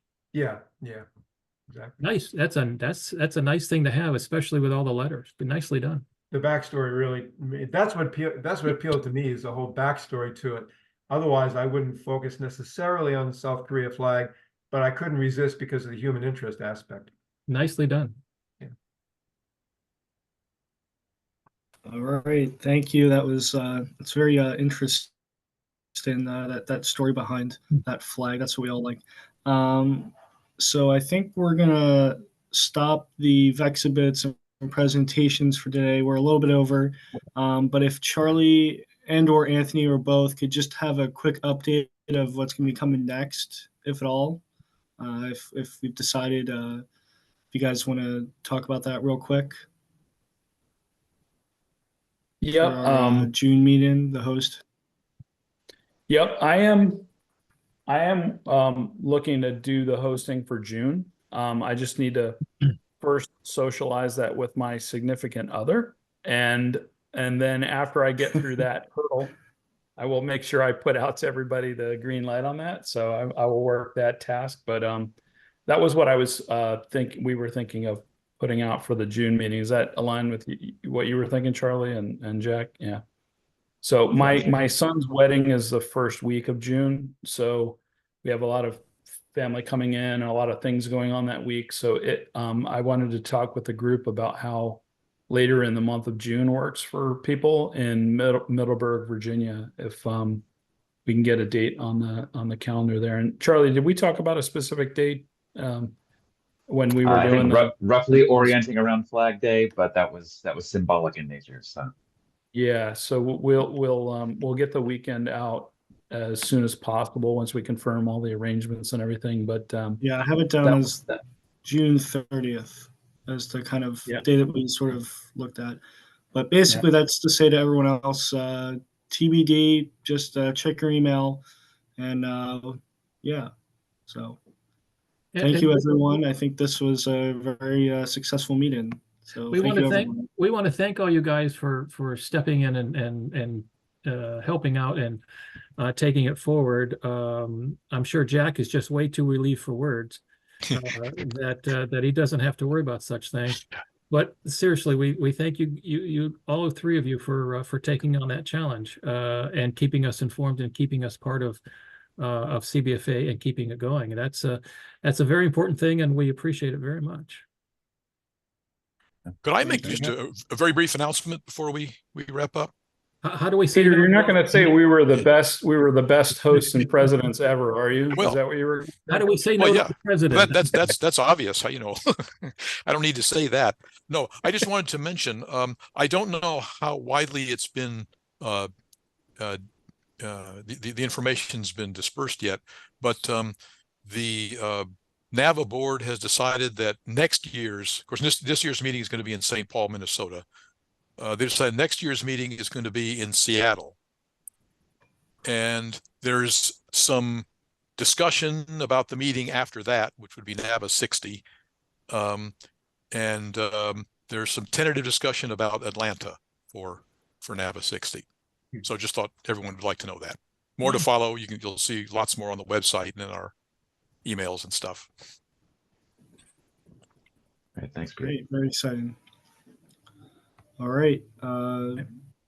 Yeah, so I don't know if we want to leave the room open if anyone wants to just chat, or if we want to close it out. It's up to you guys.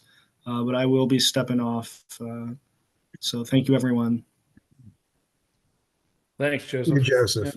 Thanks, I'm everyone. on dad duty, guys. Thanks, everyone. Bye now. Cheers. Gus, were you waving or were you going to say something? How did you like the I whole actually thing? wanted to say something, but if we're wrapping up, it's fine. Oh, we still got a few people around. We're here. Go for it, Gus. Okay. Well, no, actually, I want to second you, Tom Carey, for what you said about the three gentlemen that are taking the torch, if you like, from Jack Lowe, and also what you said about everything that he said that he did about the Chesapeake Bay Flag Association. I guess I was the only member that was not from the Chesapeake Bay Association, been in New York City, and later on Al Cavalieri. We discussed it to make the Hudson Bay Flag Association or something like that, but we never did. So I only wanted to thank themselves for, as I say, taking the torch. I second your motion, Tom, of having making Jack emeritus president of the association, and that's it. I'm just glad to see all of you, all the old friends and new people, and looking forward for the next one. That's it. I don't want to take longer than I already have. Well, Gus, as far as we're concerned, you are a CBFA member, no matter where you are. Well, I always said I never joined. I was drafted. Well, I just told me, I think it was either you or Don Healy or no, you're a member. I said, but I'm not in the area. Don't worry, you're a member. I think we found this guy wandering around and brought him in. It says, come on in. Yes, something like that. Jack, you must be relieved. Say hello to Karen for us, and we're delighted that that you're going to you'll be around and still making. As long as I can keep going, That's excellent. I'm so glad. Aging is not for sissies. No, I'm having a little, as they mentioned to Queen Elizabeth, mobility issues these days. So I'm having a little trouble getting around, and so it's not as much fun as it sounds. Yeah. Exactly. Anyone got time to stay around for another presentation? I put together a presentation on the American flag and advertising. Oh, I would. I'll hang on. Yeah. I have nothing else to do. Me too. Great, thank you. Great. I'm gonna take a very quick pit stop, and Okay. Well, you won't miss much. I'll $10 to a donut. I've seen just about what you've got too. I love the rifle, by the way, because I knew you were such a big shot anyway. Oh, Tom, please. I had to do it. This is it's presentation mode, but let me go through this. No, I didn't want to do that. I want to do this. There we go. Okay. I put together a number of photos for my collection, looking at advertising related items on American flags from before the Civil War, the 1860s, the Centennial period, then a good bit of Victorian trade cards, and then cigar box labels are kind of fun to look at, then advertising the flags themselves, and then later on ads with flag graphics. It started, this is a flag from my earlier presentation on flags in politics. So it's sort of like the earliest form of flags in advertising, where the American Republicans, I think, were the know-nothings or anti-immigrants. So they've been fighting illegal immigrants for well over 100 years. But once you get up close to the Civil War period, you have ballots, such as the one on the right, and ribbons, the one on the left, using the flag motif to support your cause. patriotic envelopes were extremely popular just before and during the Civil War. This one, of course, shows a beardless Abraham Lincoln. Whatever our politics, the Constitution must be sustained. So his emphasis on preserving the Union, regardless of the status of slavery, was paramount to him. The use of patriotic covers and advertising. This one, not much of an advertising except for the manufacture of this particular cover. F. Hedge, designer and engraver, School Street, and Boston. So Boston, Philadelphia, and New York seem to be the large markets for these patriotic covers. This was a cover advertising the Philadelphia Evening Journal newspaper, and has a nice engraving of George Washington, the name of the publishers, and they not only had patriotic envelopes, but they had this large poster, and where Washington is facing in the other direction. I don't know what the significance of that is, but our Union forever. I think we mentioned that as a popular slogan. Here's a Cincinnati newspaper using the American flag motif again, and Cincinnati Weekly Times. And around the border are a flag for each of the 34 states at the time. It was also an example of the various types of printing type that they used. Not only the bold, the Union restored, but the oil flag, but the multicolored galaxy of states. One of the more common types of advertising in the Civil War was billheads with the American flag. This one in New York City, this one in Philadelphia with a bold graphic of the Stars and Stripes of H. Franciscus and Company. Cotton yarn, cotton laps, wadding, they provided all kinds of material. But another Philadelphia institution was the volunteer refreshment saloon, the Cooper Shop, which was open to any Union soldiers that were traversing the city on the way to the battlefront or on their way back. And you have here the overprinting on the flag itself, which is in line with what Anthony's presentation was about. And those patriotic envelopes were sold in packets by the traveling salesmen, the sutlers, and for 25 cents you get your letter sheets, you got your envelopes, you even got little toys, a ring, and weird stuff. So one beautiful article of jewelry. So again, the Stars and Stripes are used to sell something. When you get up in the 1870s, we have this insert in a magazine, Demarest's Young America, a magazine for children.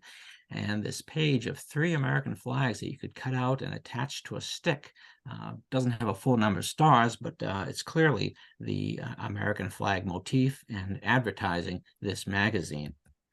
$1 per year, very inexpensive back then. And Anthony, here's the Hot Bitters flag you mentioned. This one again, $1,000 in gold. The stripes used for the advertisement of their product. And another smaller one, much smaller, this is only about 2 inches long. It's, I believe it's actually a blotter for the Hot Bitters. But again, advertising across the stripes. The Centennial exhibit itself was featured on flags for Centennial 1876. And this is a fan that was available at the fair in Philadelphia. The reverse shows a scene from the fair itself, but here we have the Stars and Stripes, and not only the 13-star pattern, but a pattern with the full number of stars on the right side, 1776 to 1876. And of course, you had to get to the fair, so you could use the Baltimore and Ohio Railroad, which also stopped at Washington City. Anthony mentioned that you don't often see writing in the canton. Here's another example where you have the date 1876 and the wreath.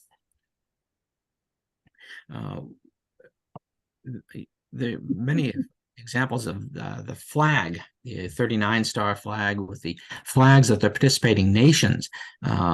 Those actual cotton flags were sold at the fair, but there are also a number of trade cards that were made by the same publisher that got the patent for this design. And I have 4 different examples with different companies having their advertising on that diagonal banner. Here's another popular item in the 1880s, the presidential campaign. James Garfield was the victor. The corresponding opponent was Winfield Scott Hancock. And I have examples of both of those. Again, mostly available with advertising printed across the stripes. There are blank ones that have come through. They just didn't get printed, and how they ended up in the market, I'm not sure, but again, popular use of the stars and stripes to promote a cause. Here we have Benjamin Harrison with the flag in the background. The corresponding card to this one is for Grover Cleveland, and it doesn't have a flag background, but it has a background of the pattern of the cotton bandana that he was famous for. So you see a number of items with the Cleveland's cotton bandana, and Benjamin Harrison is always associated with the flag itself. Here's an envelope from the 1880s from Franklin, Massachusetts. It's offering the beautiful war drama. So it was a play on Newbern, or the Old Flag. And you can see the postmark dated 1888, again, using the stars and stripes. Here's a cover of a box of crackers made in Philadelphia. I thought it was neat that they used the flag as the major graphic with the term Old Glory across it.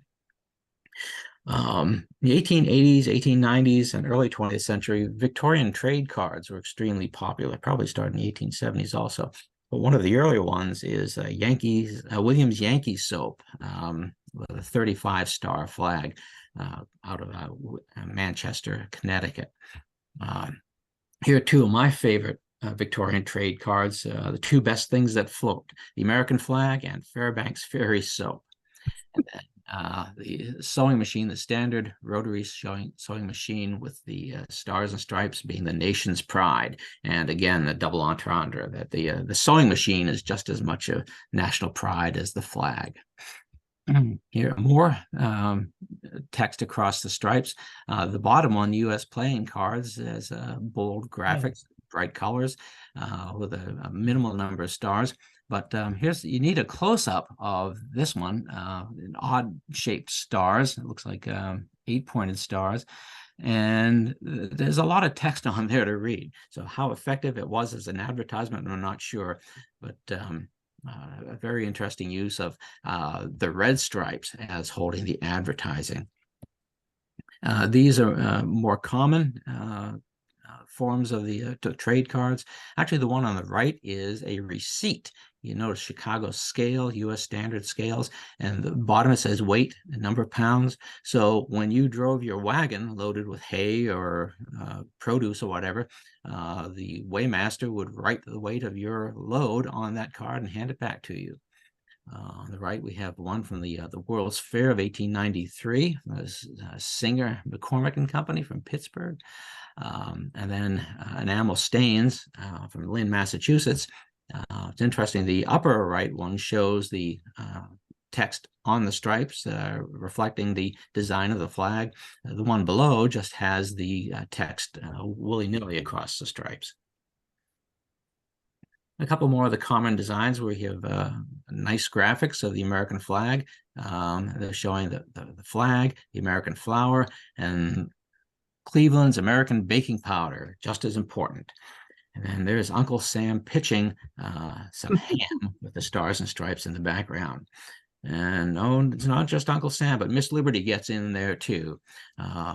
There's a grocery store owner up in White River Junction, Vermont, with Miss Liberty advertising his wares. And the one on the right is actually from Anheuser-Busch. Unfortunately, the bottom part of the advertising is cut off, but that was the Anheuser-Busch trade card for beer.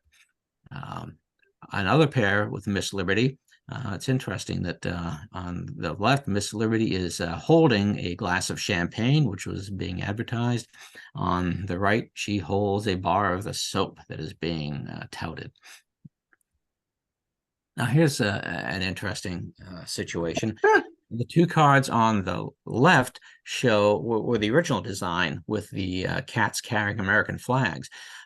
In the late 1800s, when the sensibilities about flag desecration was starting to fall into place, and the U.S. Patent Office prohibited trademarks with the American flag, you see some of these designs changing, going from the American flag to blank flags. Here we have the Baltimore-related card I thought you'd find interesting. Baltimore oyster. You notice it trademarks. Well, you can't do that with the American flag anymore. Cigar box labels with Betsy Ross, Philadelphia, mild, pleasing quality. I'm not quite sure what hole in head refers to, but that may mean you don't have to bite off the end and spit it in the street. I love the beautiful graphics of these next two. This one is Our Standard with Miss Liberty and the American flag and the lion, and Pride of Liberty with Miss Liberty and the flags and the eagle. Our country's flag, you don't need any, much more than the flag. You don't need lions, you don't need liberty. But here's coming up as an interesting one, the Earth's best banner, the American flag. Now, if you look at the canton and the stripes of the flag Miss Liberty is holding, it's clearly the stars and stripes. Well, if you can't use the American flag, then, well, maybe use X's instead of stars, and then you do something to screw up the stripes. So that's not technically the American flag. Then Royal Blue Cigars decided, whoops, we better take the flag entirely off of our label so we don't run afoul of the Trademark and Patent Office. In 1885, Ulysses S. Grant passed away, and this cigar box label goes through his whole life history, from being born in 1822 to his death in 1885, and his Mexican War history, his Civil War history, President of the United States, and a very busy fellow. A similar graphic. This was printed in Germany with the use of the six-pointed stars, and that's a very European-looking uniform for a sailor. And then advertising flags themselves. This is one of the last sections, but you have this company up in Maine actually took flags and had their advertising and slogans printed right across them. This company, whoever did these expositions, celebrated American Day both in 1892 and in 1893, first in Minneapolis, then in St. Louis. And these are ribbons about 3 inches long. Here another group of small ribbons. Again, on the left, you have advertising a sewing machine. The middle one is a Grand Army of the Republic reunion souvenir. And on the right, you have a souvenir worn for the 400th anniversary of Columbus's discovery of America. And then if you want to find out where all these came from, this company made these flags. So this is about 4 by 5 inches, and it's from a printer in Philadelphia, and they're advertising the flags for sale to anyone who cared to buy them to advertise their products. Later on, late 1800s, early 20th century, it went more away from using the flag itself as the advertisement, as using a flag graphic. Here we have Betsy Ross with the stars and stripes, and many of you will recognize the Whipple flag design. The advertising on this one is on the reverse, but they knew that the bold graphics of the flag would catch someone's attention. Here, the John Wrigley Company, you will get a free flag if you buy a box of Wrigley's chewing gum. So giving away the flag. And finally, thank you for all you flag fans for staying around. Here's a flag fan to end the presentation with.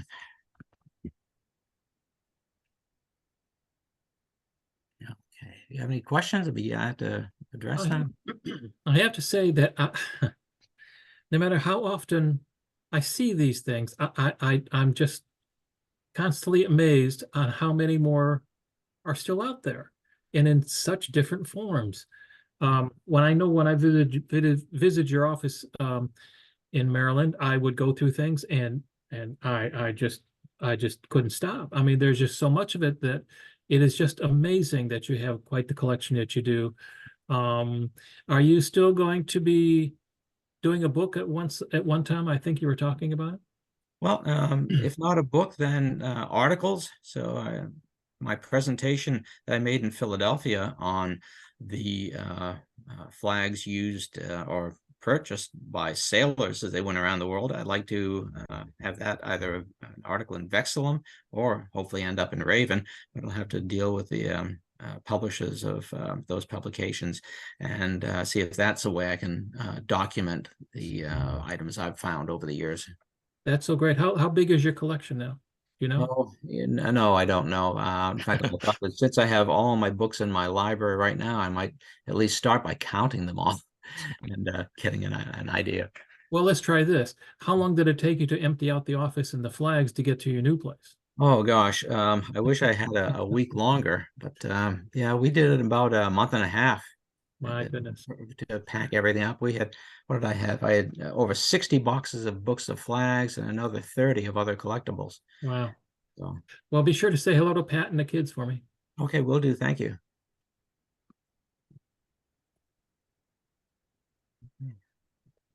Hope I didn't drag this out too long. No. Oh, I thoroughly enjoyed it. You allow me to go to places and ask for more specific kinds of flags and things that I wouldn't have thought of before. And you know, even with Dale, every time I see a 48 star or some kind of flag, I am now looking for the Mare Island stamp on them now. Yeah. So thanks for doing that. Oh, you're welcome. There it is. That looked familiar. Yeah. Yeah, Dale, you're on mute.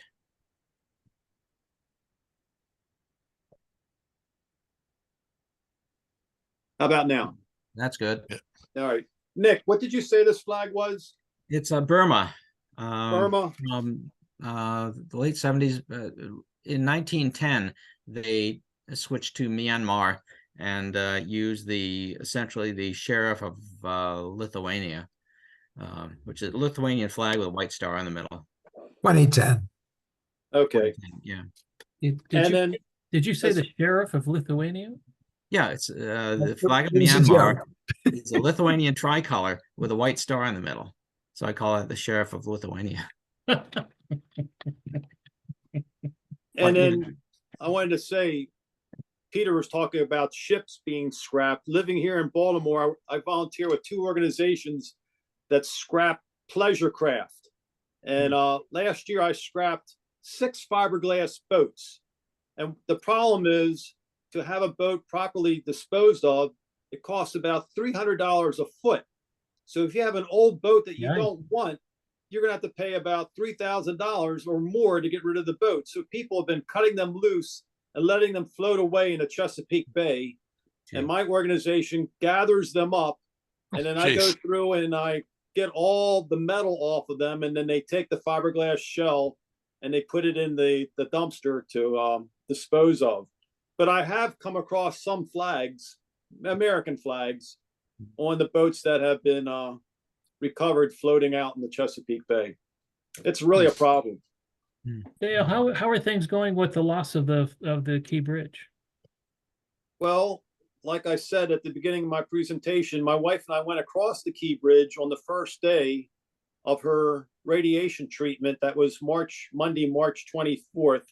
And then the next day the bridge was gone.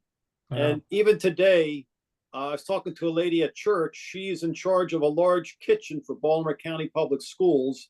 And one of her best employees, her father-in-law's body has not been recovered. There's, of the 6 construction workers who were killed, 3 of them are still in the bottom of the Patapsco River. So it's really affected a lot of people adversely. I heard today that that part of the problem is that the bridge really didn't collapse that much, so the entire steel superstructure is still all attached, but it's underwater and it has to be cut into small enough pieces for the cranes to pull it out. Yeah, the turbidity of the water is very high, meaning the visibility is very low. And so they're mostly feeling their way around the bridge and all the concrete. And there's a book on World War II called it's about the divers in Pearl Harbor and what they went through to raise the ships that had been sunk by the Japanese in the surprise attack. How do you cut open the steel superstructure underwater? You can't use a blowtorch, obviously. So you can.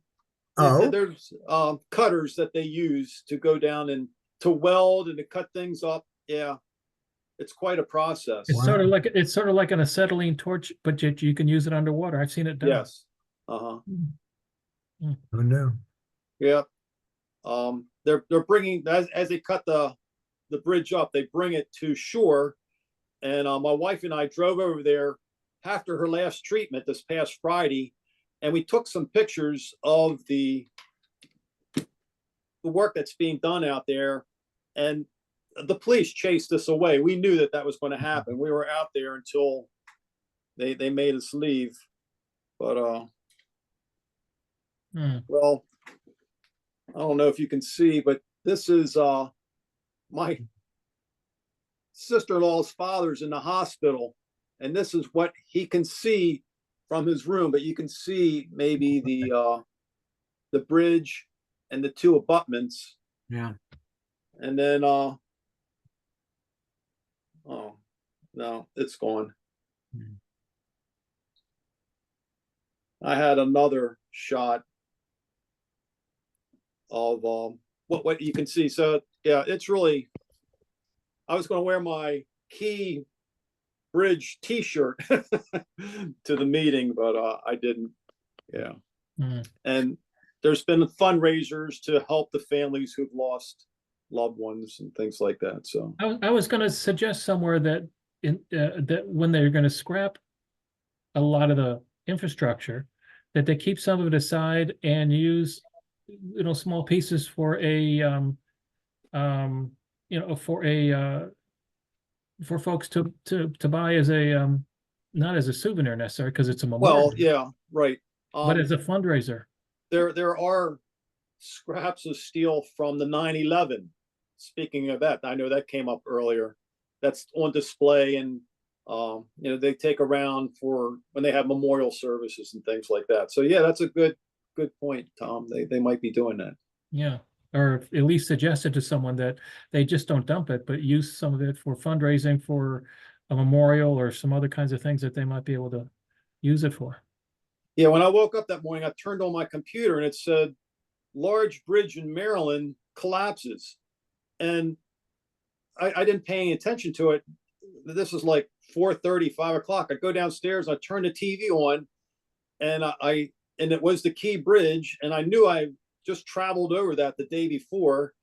And so I went and told my wife. I waited till she woke up, and because I knew we were going to have to leave early to get to her appointment.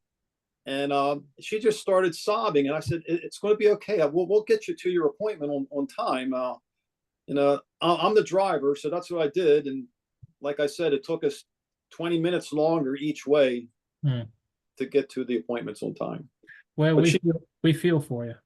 Yeah, she's doing fine, and I'm glad to hear that. I'm going to have to leave soon, so I'm the last one who can shut the meeting down. So okay, I will.